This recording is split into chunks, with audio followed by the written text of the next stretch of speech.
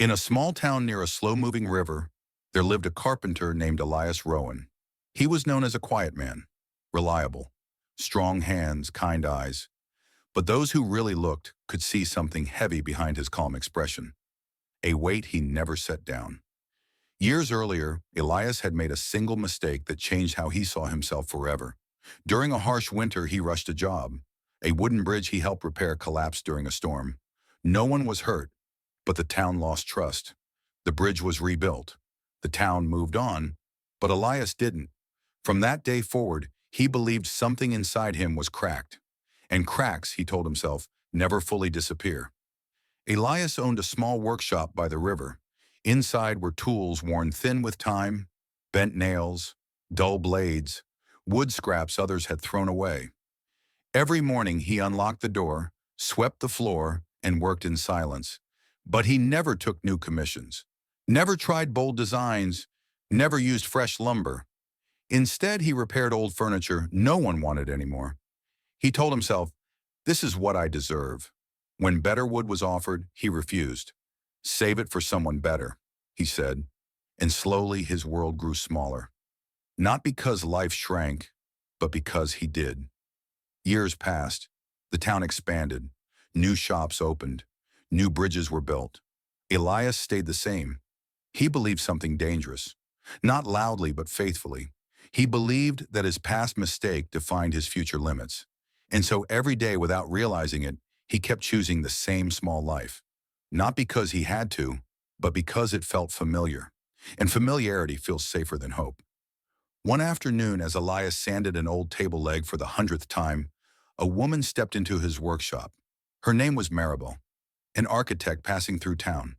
She watched him work for a long moment before speaking. "Why do you only use discarded wood?" she asked. Elias didn't look up. "It suits my work." She picked up a cracked beam and ran her fingers along it. "This wood can't hold weight," she said gently. He shrugged. "Neither can I." That's when she stopped smiling. Maribel placed the beam down and looked directly at him. "You're not working with weak materials," she said. "You're working with an old story." Elias frowned. "What do you mean?" "You're building your life with the same belief every day, that one failure still owns you." Silence filled the workshop. She continued softly. "The river outside doesn't stop flowing because it once flooded. Wood doesn't refuse to grow because one tree fell." Elias felt something tighten in his chest. "You're punishing yourself for something that already ended." Elias finally looked at her. "What if I fail again?" he asked quietly. "What if I prove I was right about myself?" Maribel nodded. "That fear makes sense," she said, "but it's also the reason nothing new has entered your life." She paused. "You're not afraid of failing. You're afraid of hoping and losing again." Her words landed like a slow wave, not crashing but steady and undeniable. That night, Elias couldn't sleep. He sat alone in his workshop, staring at the piles of old wood.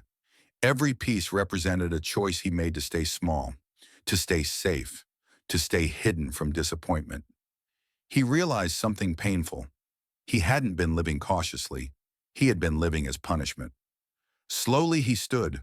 One by one, he carried the unusable wood outside and stacked it by the river. At dawn, he pushed it into the current.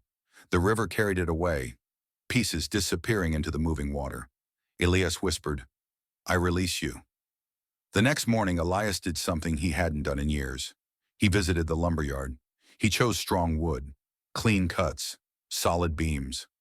His hands trembled, not with weakness, but with responsibility. This wood could hold weight, and now so could he. Back in his workshop, he began a new project, a small footbridge design of his own. Not perfect, not rushed, just honest. Days turned into weeks. Elias worked patiently. He measured twice. He rested when tired. He corrected mistakes instead of hiding them. He didn't rush the process. And for the first time, he didn't fear it either. When doubts appeared, he acknowledged them, then kept building anyway. That was the difference. When the bridge was finished, townspeople gathered quietly. No speeches, no applause, just cautious curiosity. Elias watched as the first person stepped onto it, then another. The bridge held, strong, steady. Elias felt tears rise, not from pride but from release. The past loosened its grip. Maribel returned one final time. She stood beside Elias as the river flowed beneath the bridge. "You didn't become someone new," she said. "You just stopped carrying who you were." Elias nodded. "I thought my past was a warning," he said. "But it was only a lesson." She smiled. "That's all it ever was." Many people watching this are still holding old wood, old beliefs, old shame, old versions of themselves. You tell yourself you're being realistic, but really you're being loyal to a moment that already passed. Your past can teach you, but it cannot decide who you are now. You are allowed to choose new materials, new thoughts, new chances. Let the river take what no longer serves you and build again, not because you're fearless, but because you're finally present. If this story spoke to you, take a moment to like the video, leave a comment, and subscribe for more quiet stories of healing, growth, and second chances. Someone else may need this message today, and your support helps it reach them. Thank you for listening, and may your next step be lighter than your last.